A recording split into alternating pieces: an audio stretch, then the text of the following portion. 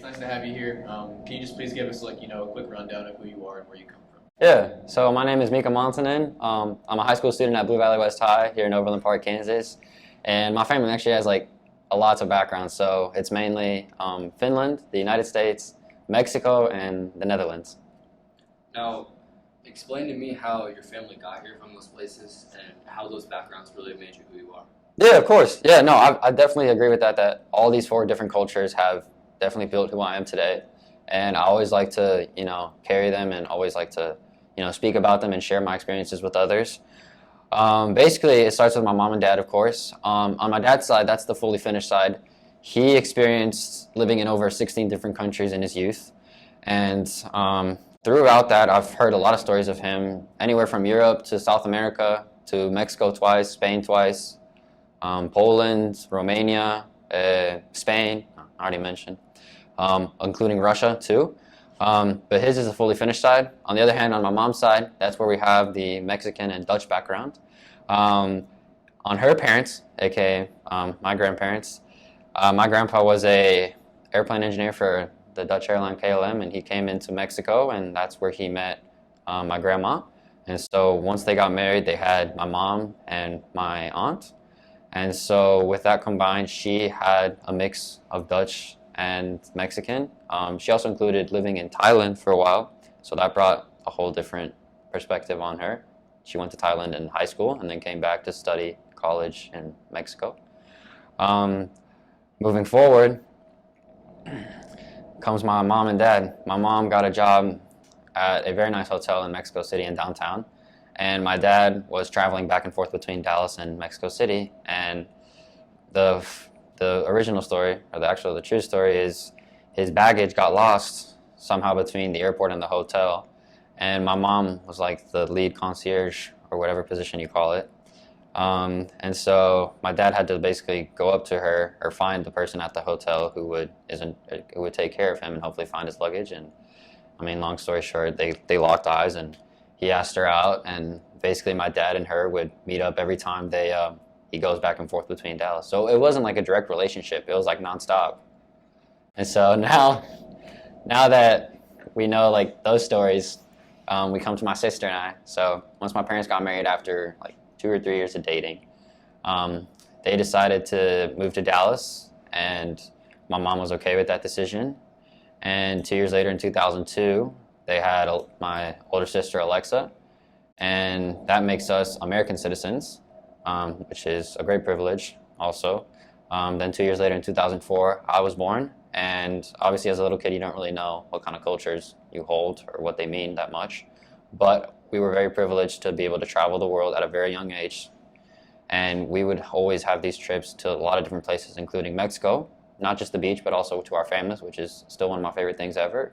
All including trips to Finland and other European countries. Those are amazing. Going to Finland is one of the best things ever to happen to me. Obviously, life is very different there. People hear a lot of good things about Finland too, and that's what it's all about. And whenever people ask me about Finland, I always love to share my stories with them. It's honestly a great place to live, and I sometimes dream about living there too, or even studying there postgraduate. Now, you mentioned how you grew up in Mexico for quite a bit. Oh, yeah. Please explain that experience. Of course, yes. And how it's made you. So, because my sister and I were born in Dallas, we were there for about 9 years until 2013. And on that summer, my dad announced that he got a new job in Mexico City. And we, on the first part, I mean, honestly, it was basically me and my sister talking a lot together. We were about to unfold a brand new world. And as, what they call, gringos, basically the white kids, it's very different entering a school there and a bunch of new people. But in the end, it turned out successful. For the 4 years that I was there, both my sister and I agree that it was probably the best experiences of our life. One, we have our family 15 minutes away. Two, it was probably the school environment that was great. And on my side, I basically enjoyed everything that there was, from playing soccer at the school to having the school being also very international. So I still have contact with a ton of friends that live in a ton of countries, such as India, Singapore, South Africa, Keeping up with them is great, and we're all entering like the college process, so we're all talking about where we want to go and stuff. And yeah, Mexico is just a very beautiful country, although it has its, problems as well. I want you to elaborate real quick just on, being a gringo in Mexican schools, right? Oh yeah. What are some things that might be unique? All right, yeah. So definitely one thing unique about it was at first, I was like the white kid in class who knew a lot of good English, so they would use me to their advantage, of course, in elementary school. So we would have half of the classes in Spanish and half of the classes in English. Take in mind this was what they call a bilingual school, a private school in Mexico. So in elementary school, it was half and half in between English and Spanish classes. And in English classes, that's where I blew up a lot. That's where they would like come up to me, keep me up, try and not use me, but basically just get my help from them. And I would get that help from them. But then I found my main group of friends through the soccer team at the school. And that's probably still been one of my biggest passions to this day. I mean, the game of soccer, global football is probably the best thing in the world. But even on the team, they would call me Gringo. And that what I thought was like, like a bad name and stuff turned into like a very like popular name because everyone, would refer to me as a Gringo. And everyone would just like laugh about it. And then from then on, we just built relationships through practices and in school. And it turned into, like a positive name. So it kind of transformed like that. Okay, so you mentioned you were privileged enough to travel to Finland many times at a young age. So I just wanted to ask, like, what were some different cultural shocks that you noticed from Finland and here? Oh, and for even sure. in Mexico. All right, yeah, I'll explain both for sure. I'll start with Finland. So in Finland, everything is sort of, you kind of want to call it modern, but it's just very, very, very up to date, sanitary. And for example, at a young age, you kind of think about, when you look back, you think a lot about like the stuff you see. And in Finland, everything is clean. Everyone, including the government and the people themselves, take very good care of everything that they go to or stuff. The type of environments there are there is also super positive. But also, most importantly, is kind of like what a lot of like outside organizations call is the happiness in Finland. I don't know what they do, but every time we go there, it's always been a great thing. And just one of my favorite parts was just like hanging out with my family there and being able to see all these different stuff. Obviously, as kids, we would just like hang out at parks, bike ride, visit some very touristic places here and there. But now, for example, at this older age, this more mature age, I definitely want to start learning what people have to say for themselves living in Finland. Because obviously there's also a lot of stuff to it. For example, Finland is a very expensive country to live in. Obviously the government has a lot of benefits to it as compared to like the US. So life kind of like balances out. And when talking about Mexico, kind of like the shocks that I had was basically, I kind of can touch back on like being the white person. It's no shock that there are not that many white people there. I mean, the main people there are not white at all. They don't necessarily like hate you immediately, but they do give you kind of like a look. But once you start talking Spanish to them and connecting with them, they straight up change their mood and they're all happy to you. Because Mexicans are one of the happiest, most funniest people ever. They'll always play jokes with you, and it's probably one of the best things ever. And so, in addition to that, Mexico is also super beautiful in its cultures, its architecture, its beaches.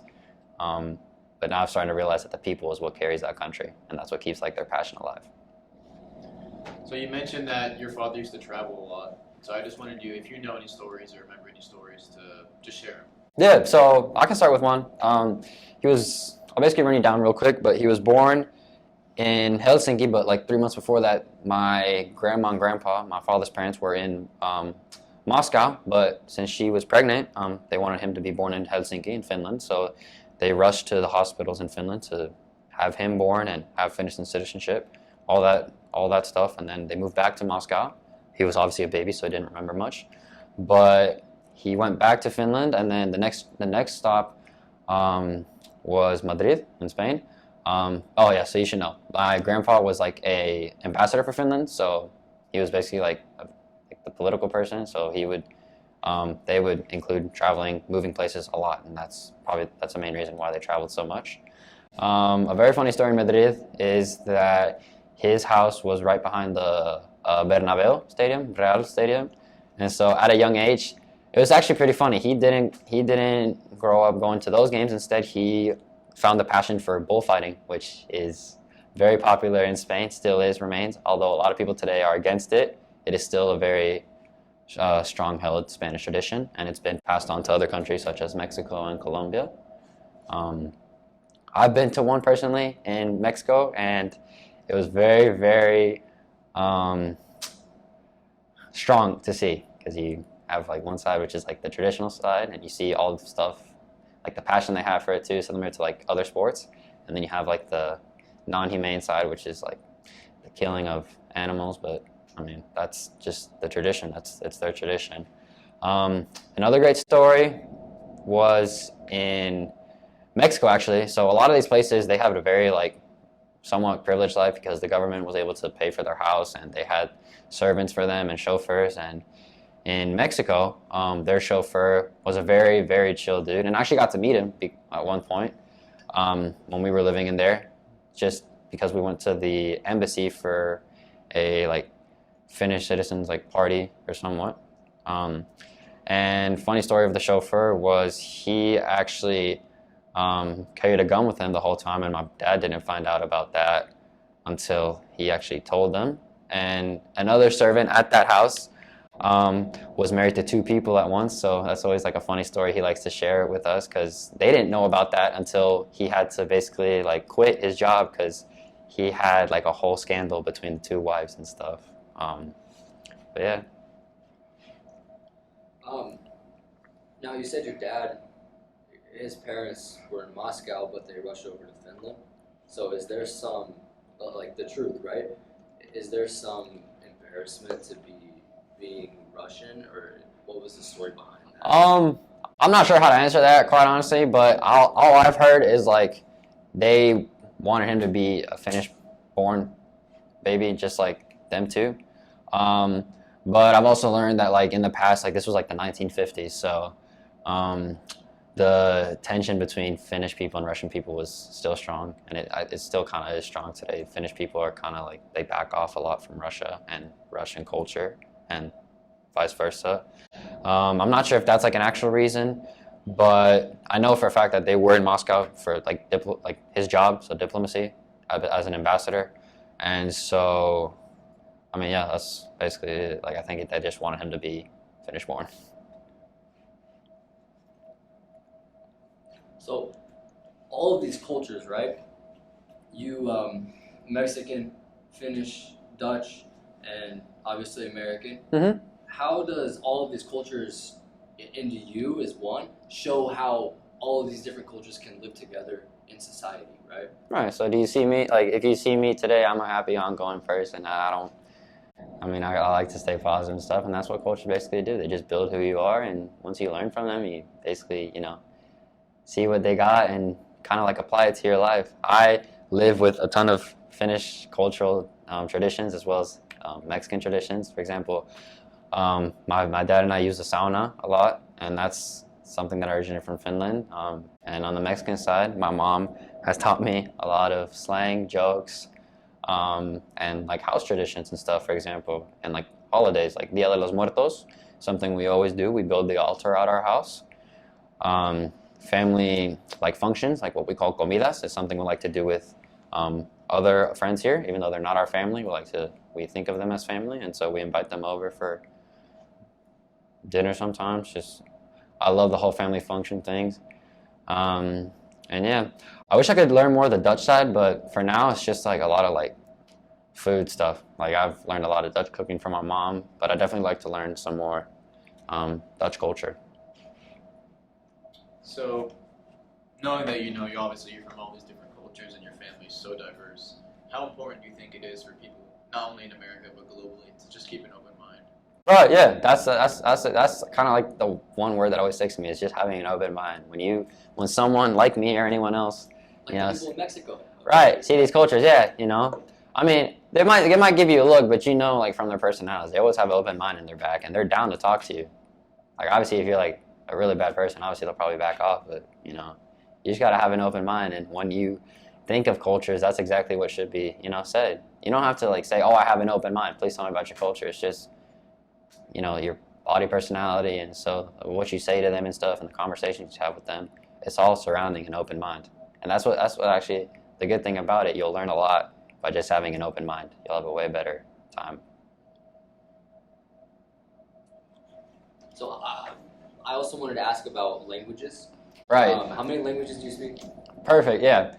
For now, it's kind of 2 with a little extra Finnish. The Finnish is under development right now. I only know very few words, like words to get you around the city. Like when we go on vacation, I can talk to like the bus driver, the tram driver, people in public with basic language. Actual conversations, Finnish is very hard to read and write. But on the other hand, the Spanish is probably one of the easiest things ever. That's what people get impressed by when they get to know me. Being fortunate to live in Mexico, that boosted my Spanish way up. Living in a Spanish-speaking culture definitely is probably the best way to learn a language. And English, on the other hand, was given to me through elementary school in Dallas. And I mean, English is probably the standard language of the world, and obviously it's very important to keep up with it. So how does knowing these languages help you keep an open mind?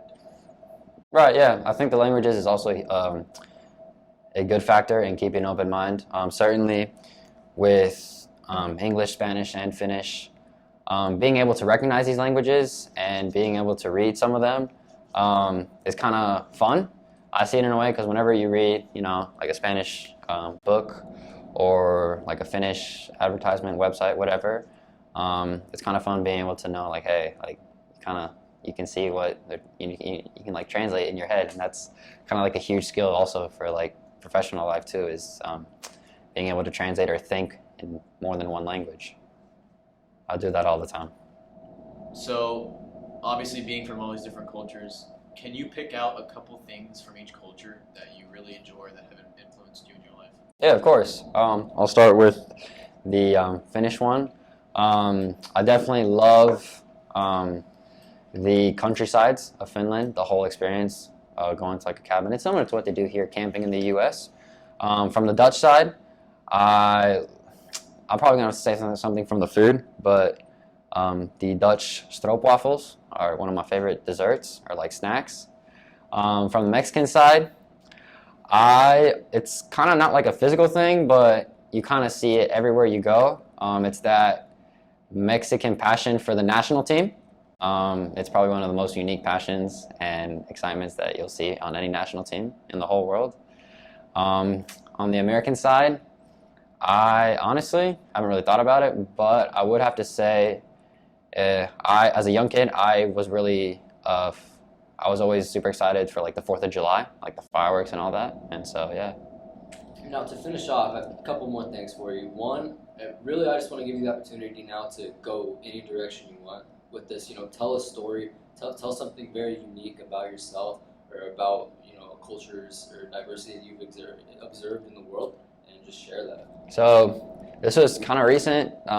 It was right at the time when the coronavirus broke out. I was on vacation in Mexico at Puerto Vallarta, and as a 15-year-old, it was obviously a different way. I was able to finally I was finally confident enough to start talking with the locals and being able to conversate with them. So at one point on this vacation, I decided to bring a ball with me to work on some soccer stuff. I did what's called beach training. It's a lot tougher, but it's also super fun. So the first day I went out, being the Mexicans they are, they obviously joined in immediately and started playing with me. We set up goal posts with bamboo, and it was 4 or 5 of us guys playing, just shooting in between the goals, and the net is the water, the ocean, and so we would just go get the ball after every shot. And that was probably one of the funnest days, and I told them I was training, so they were and they told me their story too. He's actually a goalkeeper for the local team in Puerto Vallarta. It's 3rd division, probably some sub league or whatever, but it's actually they a very sophisticated team, serious about it. And I told him that I'll be here for the next week, and so once we started doing that, we went out to the beach to play soccer, and he introduced me to his like village friends, his other teammates, and we started playing all together.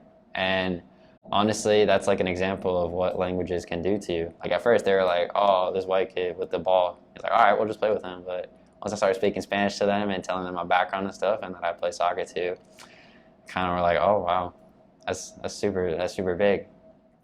And out of that, we still keep in contact. Obviously, a lot of kids probably don't know this, but people use WhatsApp instead of messages, and so we communicate through WhatsApp all the time, and we just keep up on each other. And he said when I go back to that beach, he'll receive me with open arms and give me like a boat ride to go see the whales or something there, and we just have like a positive relationship. We have a brand new friendship. It's amazing how, soccer and languages and these different cultures can all connect. Just easy things like that, right? So fun, yeah. Yeah, tying into that, you mentioned, they look at you a little differently when you just, you walk in, but once you start speaking Spanish, they start to accept you like completely. So just tying into that, how important is it to try to like understand other people's cultures? Because obviously you understood, it's a simple thing, but you understood that they speak Spanish and other cultures, so you try to fit in a little bit just to try to show them that, like, the respect and that you're there, like, to be friendly. So how important is that? Yeah, personally, I don't care what background you have, if you're like a good person and you want to be there for someone, I'll let you in with open arms. So when they, for example, come with other cultures, I always like to, like get to know them and stuff and just be a really nice person in general. And if they don't speak Spanish, then we'll probably see what we can do, just like either speaking English or asking what cultures they're from. And honestly, that's like although it's like a short conversation, it's a huge learning experience. They'll tell you like very, very basic stuff that goes far on the long way. Getting to know different people from different cultures is honestly a great thing to do as a person. It's also like being able to recognize them and being able to like accept it, and that's also part of like the open mind. Definitely. So you touched on it there, but we asked this question to every person at the end. So I'm going to read you our message, and then I just want to get your take on it, okay? So Diversity for Change KC was built on the belief that we should accept everyone from every background, embrace our own heritage, and welcome the diversity around us in the world. We encourage you to view this from a message from your own unique perspective, shape it how you envision it, and use it to make the community a better place. So when you hear that, what comes to your mind? Right, yeah. I'll take my place. I'll share my cultures. I'll tell them anything about it, and then it's from then on, and from that point and on, it's me doing the opposite way, learning about other people and inspiring them to take that stance too, and being able to share that information with other people around the world. Awesome. Thank you so much, man. Seriously. All right, I appreciate it. Yeah, I appreciate it. I like this. Awesome. We can cut it.